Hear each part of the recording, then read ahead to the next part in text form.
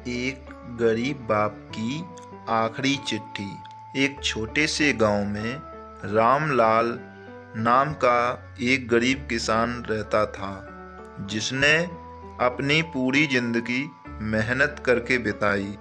उसके पास बहुत ज़्यादा पैसा नहीं था, लेकिन उसके पास एक सपना था, अपनी बेटी को पढ़ा लिखा कर एक बड़ा आदमी बनते देखना था।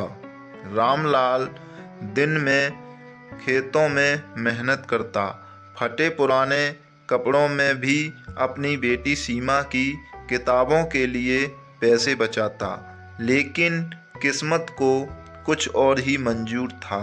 एक दिन अचानक रामलाल को पता चला कि उसे गंभीर बीमारी हो गई है और उसके पास ज़्यादा वक्त नहीं बचा।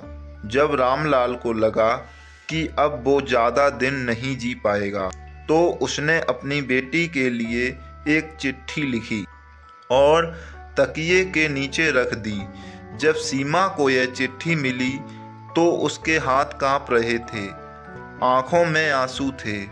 उस चिट्ठी में लिखा था, मेरी प्यारी बेटी, जब तुम ये चिट्ठी पढ़ रही होगी तब मैं शायद इस दुनिया में नहीं रहूँगा, लेकिन याद रखना, तुम्हारा बाप कभी अमीर नहीं था, फिर भी उसने तुम्हारे लिए बड़े सपने देखे थे।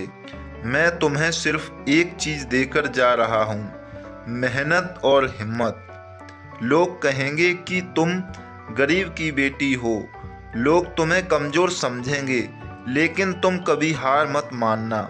मेरी अंतिम इच्छा यही है कि तुम पढ़ लिख कर अपने पैरों पर खड़ी हो जाओ और इस दुनिया को दिखाओ कि एक गरीब बाप की बेटी भी ऊंचाइयों तक पहुंच सकती है।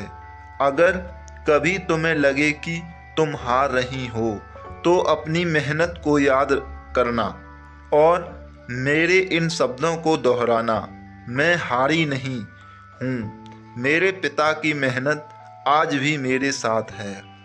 सीमा ने वो चिट्ठी पढ़कर अपने आंसू पोंछे और उसी दिन कसम खाई कि वो अपने पिता के सपने पूरा करेगी। उसने दिन रात मेहनत की, पढ़ाई की और आखिरकार एक दिन वो बड़ी अफसर बन गई।